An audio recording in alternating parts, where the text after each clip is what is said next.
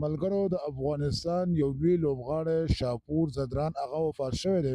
تاسو په سوشل میډیا باندې کتلی وي چې دا یو لوی لوبغاړی او د افغانستان لپاره ډېر محنت او کوشش کړی د کرکټ په میدان کې.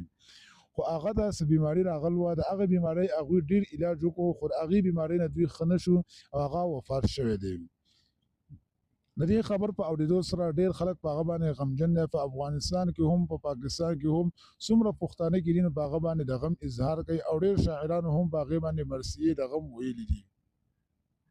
ملګرو که موږ تاسو وګورو دا یو ډېر لوی شخصیت و د دنیا په حیثیت باندې.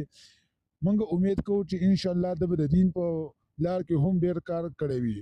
او که موږ تاسو وګورو نو د دنیا دغه یو څو ورځې زندګي ده، موږ تاسو له اول پکار دا دي چې موږ ټول نظر خپل په آخرت باندې وساتو او د هر څه کې د الله رضا موږ خپل مقصد وساتو.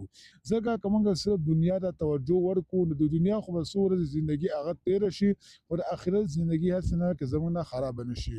نو ټول ملګري دې کس هغه دعاګانې وکړي چې الله رب العزت د مغفرت نصیب کړي او الله رب العزت هغه جهان هغه خاصه کړي او الله دې ورسان د هغه صبر جمیل ورکړي.